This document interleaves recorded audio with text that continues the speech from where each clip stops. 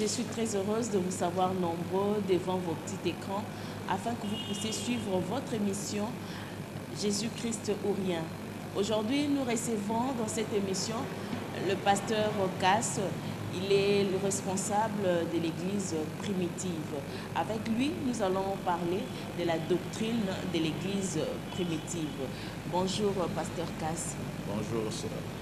D'entrée de jeu, je pose la première question à mon invité. Pasteur Cass, c'est quoi l'église primitive? L'église primitive, c'est l'église originale. C'est l'église du commencement. C'est l'église biblique. C'est l'église du Seigneur Yeshua HaMashiach. C'est le corps du Seigneur Yeshua, le corps de la parole. C'est l'église épouse du Seigneur Yeshua HaMashiach, qu'il a commencé lui-même à Yerushalayim, sur le terrain de Bene Yehuda, à Yerushalayim, conformément à la parole sortie de sa bouche dans Matthieu 16, depuis le verset 18, sur ce roc, la révélation de lui-même, la révélation de la parole. Je bâtirai mon église. Nous sommes donc cette église-là. L'église primitive, c'est l'église de l'apôtre Pierre, le juif, l'église de l'apôtre Paul, le juif, l'église qui soutient toutes les doctrines des Saintes Écritures. Pasteur Cass, est-ce que l'église primitive a une particularité? Ah ben bien sûr que oui, sinon elle ne serait même pas une église.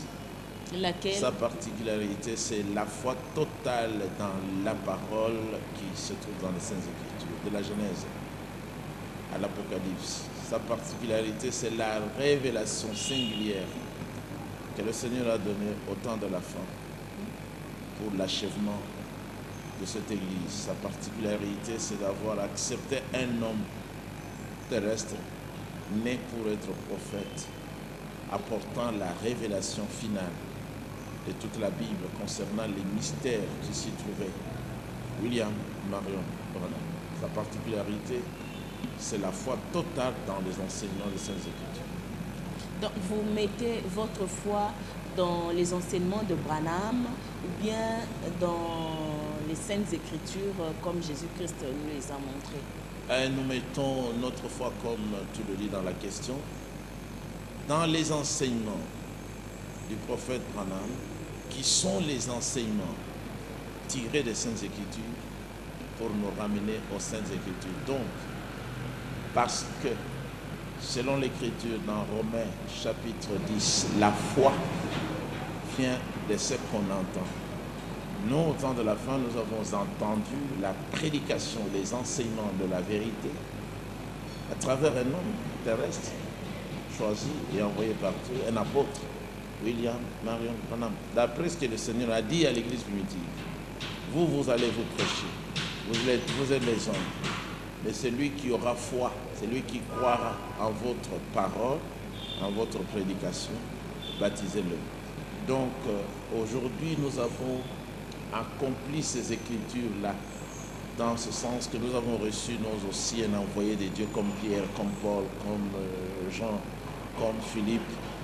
Nous nous sommes retrouvés dans le livre des Actes des Apôtres, la continuation des Actes des Apôtres, la réalisation de la parole dans l'église primitive. Donc, finalement, nous croyons la Bible révélée par le Seigneur Jésus-Christ à travers le ministère d'un homme.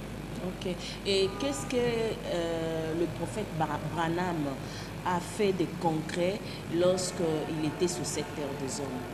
Sur cette terre des hommes, ce qu'il a fait de concret, c'est qu'il a reçu tout au long de sa vie la visitation des anges célestes qui lui ont parlé tour à tour de la guérison divine qui est surnaturelle.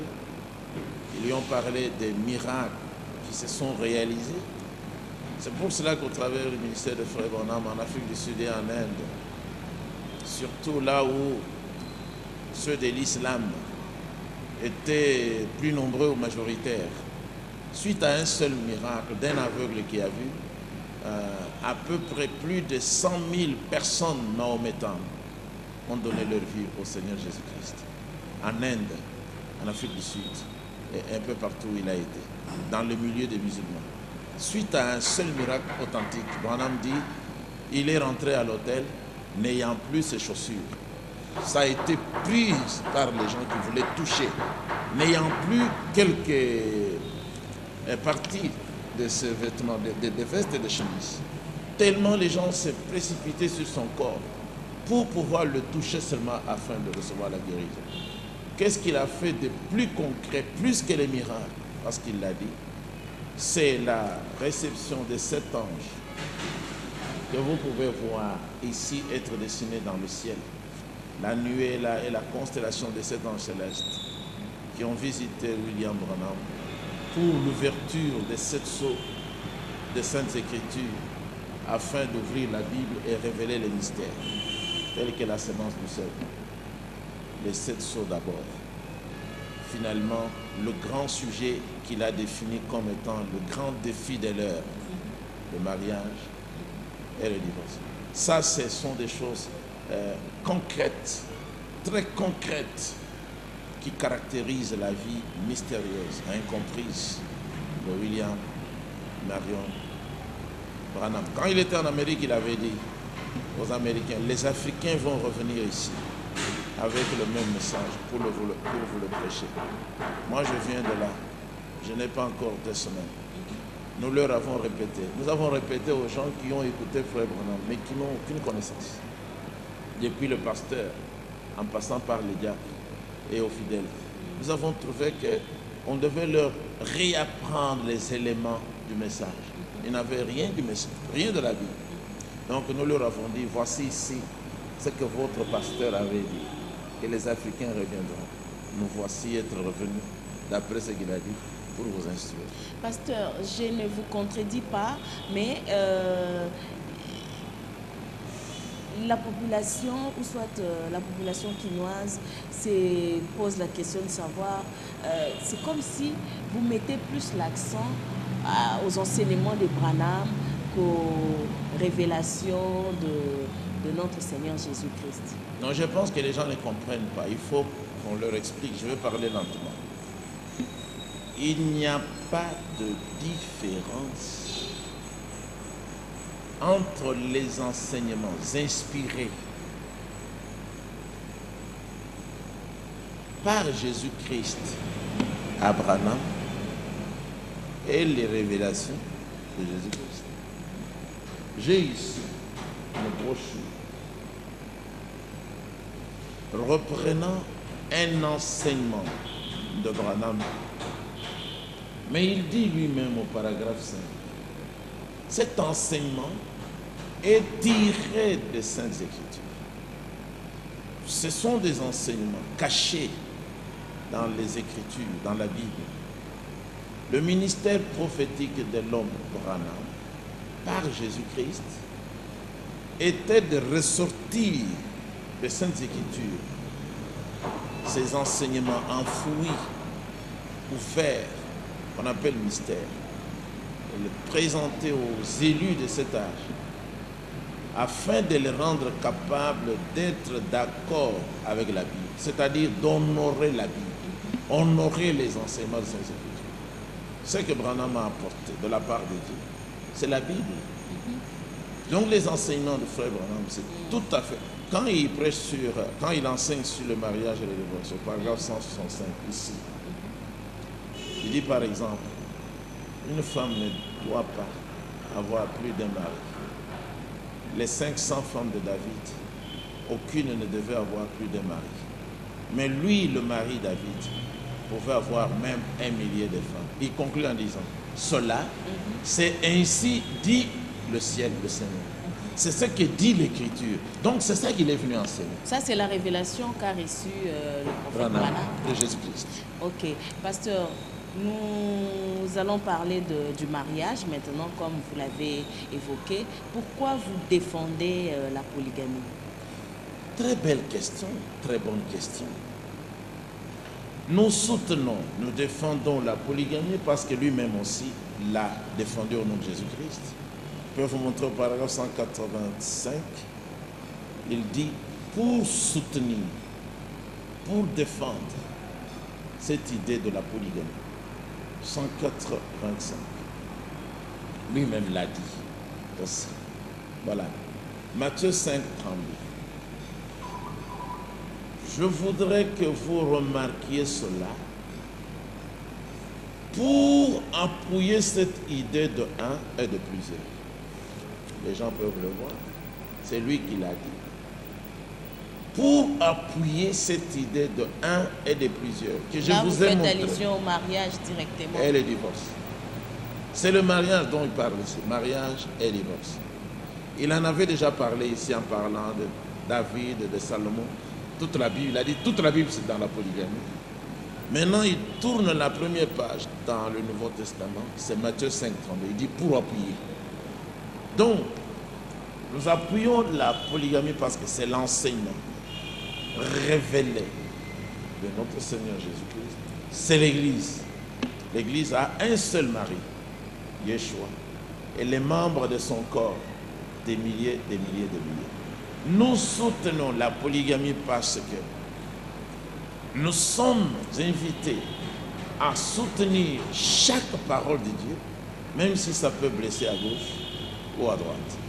C'est au même titre que nous avons soutenu la révélation sur la divinité de notre Seigneur Jésus-Christ. Nous sommes premiers à avoir exposé ça à la télévision et à la radio.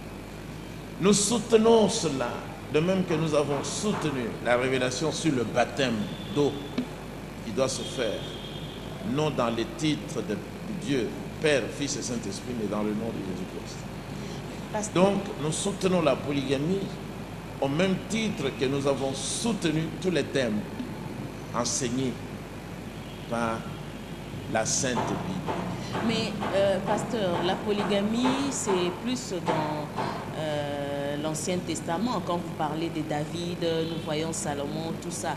Mais dans le Nouveau Testament, on ne voit nulle part là où Jésus-Christ a parlé de la polygamie. C'est une bonne question. Ici où je venais de vous lire, au paragraphe 185, Jésus-Christ montre à Branham la première écriture, Matthieu 5, 32. Il révèle aux prophètes et à la véritable église de la vérité que vous voyez que dans cette écriture, il est interdit à la femme qui divorce de son mari de se remarier tant que le premier mari serait en vie. Mais il fait voir que le Seigneur n'interdit pas à l'homme qui divorce de sa femme de se remarier. Pourquoi? Il dit parce que c'est le type de Christ. L'homme peut se marier encore comme David aujourd'hui, comme Salomon, comme toute la Bible. Donc, Matthieu 5, 32, d'après Jésus-Christ, l'auteur de la Bible, enseigne de façon cachée que c'est à la femme qu'il est interdit d'avoir deux maris.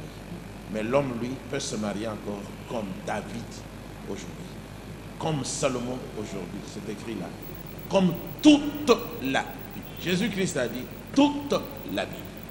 Maintenant, prenons la deuxième écriture, 5 Corinthiens chapitre 7, encore Jésus-Christ. Il montre à Branham, 1 Corinthiens 7, verset 11. 1 Corinthiens 7, verset 11. Là encore, il dit, regardez, c'est Paul. Paul précise bien que c'est à la femme qu'il est interdit de se remarier ou de se marier encore. Mais Paul n'a jamais interdit à l'homme de se remarier. Alors Branham donne cette conclusion par Jésus-Christ. Vous voyez, vous ne pouvez pas faire mentir la parole après le commencement. La loi du sexe, c'est la polygamie. Donc, la loi du sexe, Jésus-Christ révèle au prophète Branham, c'est la polygamie. Partout, la loi du sexe. Que ce soit au temps d'Abraham avant la loi, que ce soit au temps de la loi, que ce soit après la loi du sexe, c'est la polygamie partout. Mais ça, c'est ce qu'on appelle la révélation du Seigneur Jésus-Christ. Pasteur, le monde nous dit 1 plus 1 égale 1. Mais non, on n'est pas, l'Église n'est pas dans le monde. L'Église est dans la parole. 1 plus 1. D'après ce que nous avons appris, au degré élémentaire, c'est 2. Mais on ne peut pas tromper les gens par les faux prophètes. Que 1 plus 1 donne 1. Est-ce que ce n'est pas un mensonge? Selon la pédagogie, c'est un mensonge. Est-ce que vous dotez toutes ces femmes-là de la même façon?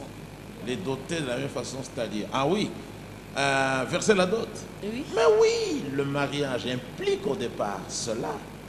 Il faut doter, il faut verser la dot. Il faut donner des cadeaux. Et puis, il faut que cela soit célébré dans l'église.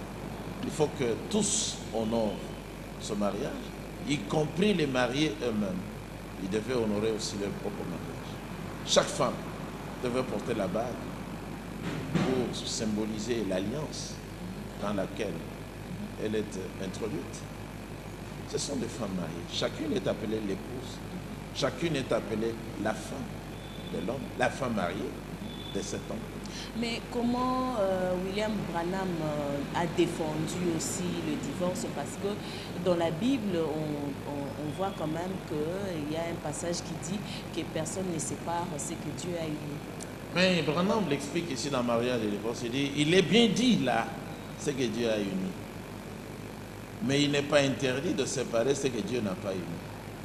C'est ça. Comment vous expliquez ça? Donc Il il y a dit, des mariages oui, que le Seigneur n'a pas unis, oui, mais ce exactement. sont des hommes qui ont fait ça. Il dit par exemple, ce que Dieu a joint, c'est quoi? C'est un mariage qui serait célébré devant un magistrat à moitié ivre. Il dit, à moitié ivre, ici dans le mariage et divorce. Ou un prêtre, ou un pasteur ayant un paquet de credos dans la poche. Ça, c'est pas Dieu qui a uni ça. Par exemple, tous les mariages qui se célèbrent dans les églises du monde, catholiques, protestants, kimbanguistes, même chez les musulmans, partout là, ce sont des hommes qui font ça. Et puis, lorsqu'un homme, un enfant de Dieu va se marier avec une fille catholique, c'est pas Dieu qui a uni ça. Ça peut être séparé à tout moment, il a dit ici. Ça peut être séparé, c'est ce que Jésus a dit. Mais ce que Dieu lui-même a joint dans son église à travers ses propres serviteurs, c'est là qu'il est. Un mariage biblique doit être fait conformément aux Saintes Écritures. Et pasteur, il faut accepter aussi la doctrine des autres. Comment vous les méprisez? C'est comme si c'est seulement l'église primitive qui suit à la lettre la parole de Dieu. On ne peut pas être dans l'église du Seigneur et accepter les doctrines des hommes. Justement, c'est ça le grand péché. C'est ça le grand péché. C'est pour ça que le Seigneur, dans Matthieu 15 et dans Marc 7 et dans d'autres livres, combat formellement ça. Il dit, ces gens-là m'honorent des lèvres seulement, mais leur cœur est très éloigné de moi, parce que leurs enseignements, ce sont des doctrines humaines. Donc quand on enseigne aux gens à observer ce qui vient des séminaires, de la théologie, de la sociologie ou de la philosophie, c'est ça l'adultère, justement.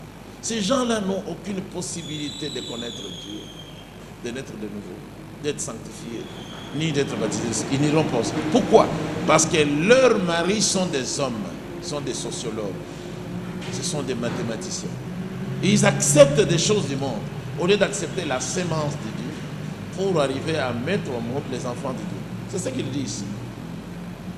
Il dit ceux qui refusent d'accepter la partie restante de la parole, pour être fécondés par la parole, afin de donner à Dieu ses propres enfants. Dieu étant la parole, ses enfants doivent être les enfants de la parole et non les enfants des églises.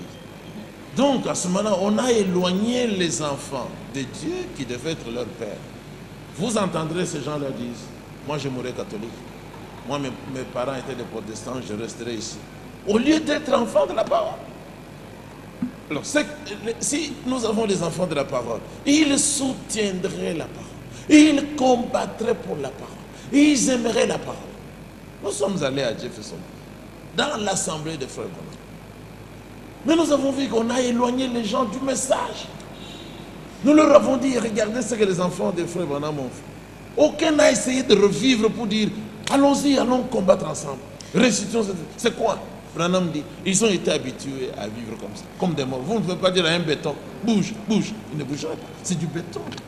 Pasteur, il y a d'autres branhamistes qui n'acceptent pas ce que vous nous dites maintenant. Très bonne question, ma soeur. Et c'est parce que c'est un enseignement tiré des Écritures, ainsi dit le Seigneur. Juste au début, avant même d'aborder la question, Branham dit, paragraphe 10.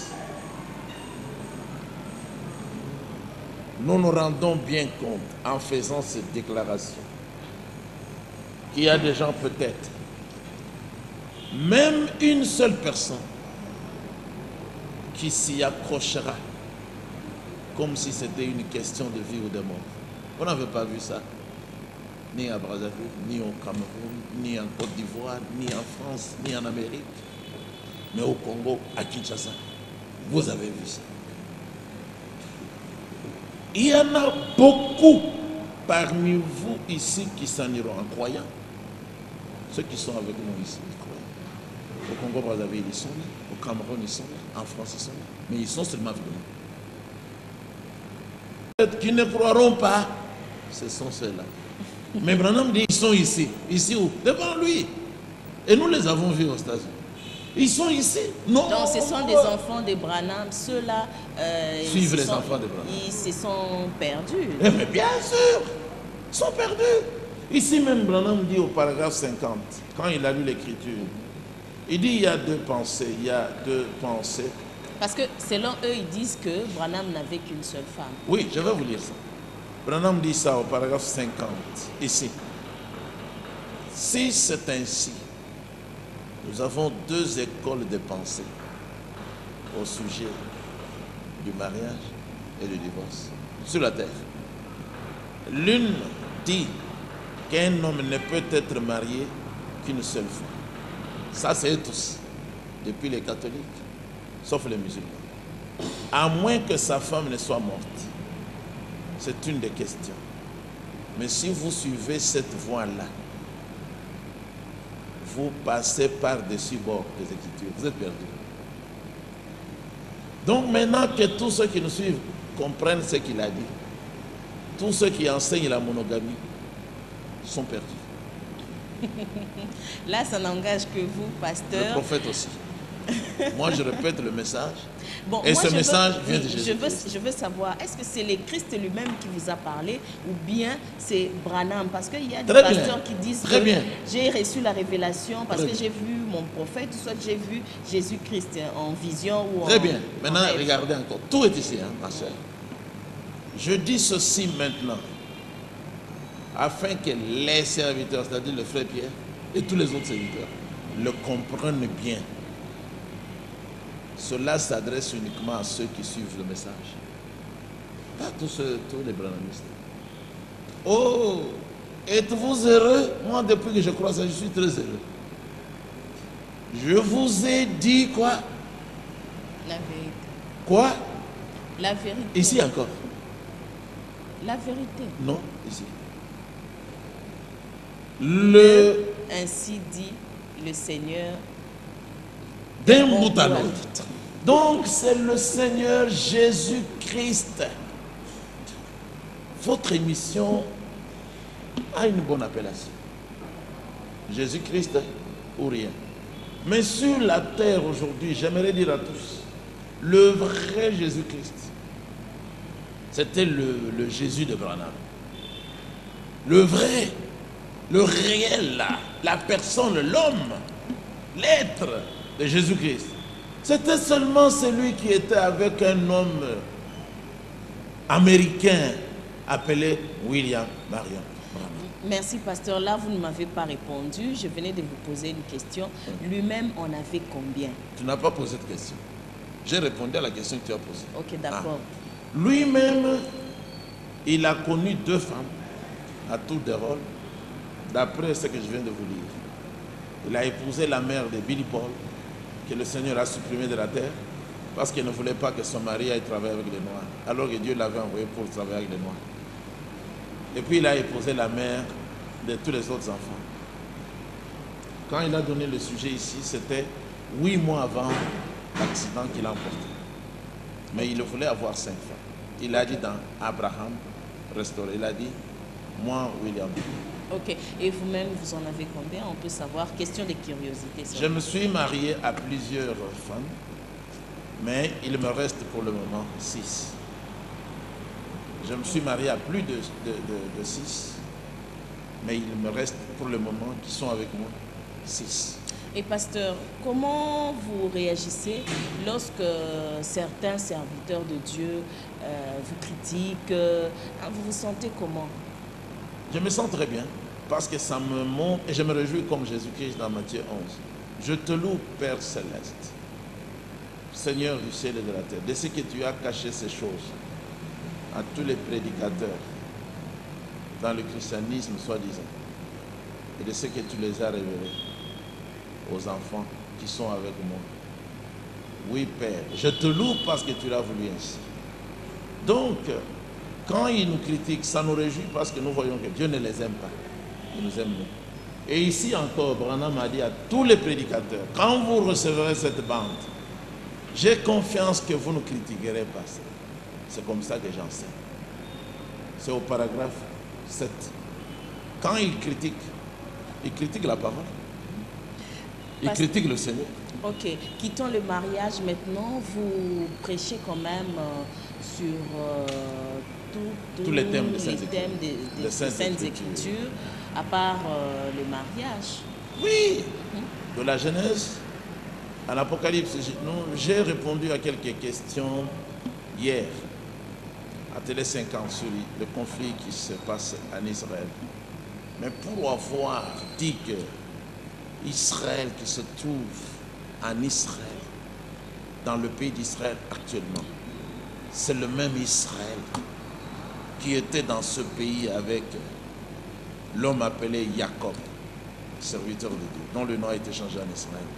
Les gens se sont fâchés, on a coupé l'émission, parce que j'ai seulement dit ça. Mais Israël qui est en Israël maintenant, mais ce sont les descendants de Jacob, les descendants d'Abraham. Quiconque cherche des problèmes avec ce peuple, il a cherché directement des problèmes avec le Seigneur. Parce que le Seigneur a prophétisé dans Zacharie 14. Je rassemblerai toutes les nations pour qu'elles attaquent Jérusalem. Alors à ce moment-là, moi je vais me manifester, moi Elohim. Et je combattrai ces nations-là comme je combats au jour de la bataille. Et Jérusalem restera sa place à Jérusalem. Ça, c'est une prophétie de l'Écriture. Dieu dit ici que la ville de Jérusalem a une grande importance pour lui, parce que c'est sa ville. Et il ne veut surtout pas que cette ville soit déplacée. C'est dans Zacharie 14. Merci, pasteur. Oui. Nous voulons savoir, aujourd'hui, il y a des miracles qui se font par-ci, par-là, dans plusieurs églises. Nous voulons savoir, est-ce qu'à l'église primitive aussi, il y a des miracles qui se font? Pas encore des miracles comme tel dans notre église, mais l'un de nos frères avait le don des miracles, parce qu'il faut en avoir le don. C'est le frère Branham. Les miracles se sont manifestés. On n'a pas tous besoin d'imiter un don qu'on n'a pas.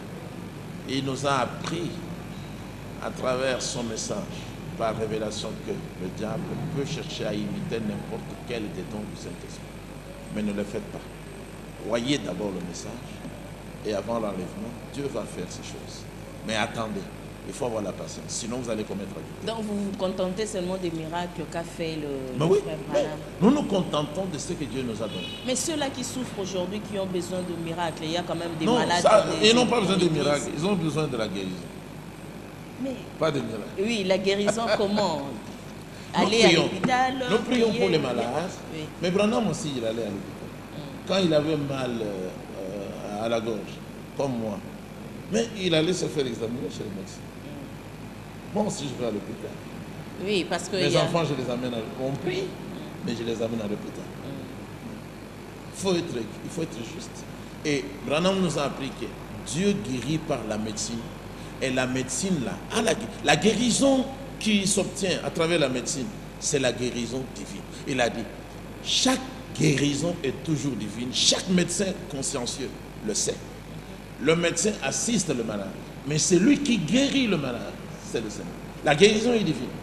Même le signe qu'on trouve chez les médecins ou devant les pharmacies, c'est le signe de la guérison divine que le Seigneur avait montré au prophète Moïse. Un mot de la fin, pasteur. Le mot de la fin, c'est le message du temps de la fin. Que les élus qui ont toujours cherché la vérité, mais qui se retrouvent dans l'une ou l'autre dénomination des hommes, dénomination chrétienne, qu'ils commencent leur guerre et fassent leur voyage spirituel en quittant l'Égypte, en sortant de Babylone, pour aller dans la terre promise. Votre terre promise, c'est le message du temps de la fin, dans laquelle nous sommes déjà. Nous sommes là, comme vos frères, vos aînés. Maintenant, nous prions pour que vous aussi vous sortiez, afin que nous nous réjouissions avec vous, les captifs du Seigneur. Sortez de Babylone, allons à Sion, allons chanter des cantiques, pas dans le groupe de prières. Il ne faut pas louer le Seigneur dans le groupe de prières. Il n'est pas là. Ne louez pas le Seigneur en Égypte. Il n'est pas là. Le Seigneur habite à Jérusalem. Maintenant, l'Église céleste, le corps mystique de notre Seigneur, Yeshua, Hamashiach. Yeshua est véritablement Elohim. Convertissez-vous, repentez-vous et soyez immergés dans l'eau au nom du Seigneur pour la rémission de vos innombrables péchés, et vous recevrez le don du Saint-Esprit qui est la parole révélée, et vous vous tiendrez aux enseignements qui se trouvent limités dans les Saintes Écritures. Et vous aurez alors Elohim pour Père. Et Yahweh vous bénisse dans le Saint-Nom de Yeshua, Mashiach. Amen. Merci très chers téléspectateurs pour votre attention que vous avez accordée à cette émission. Nous avons reçu dans cette émission le pasteur Cass, qui est responsable de l'église primitive. J'ose croire qu'il a répondu à vos préoccupations. Merci de nous avoir suivis et à la prochaine. Merci, au revoir.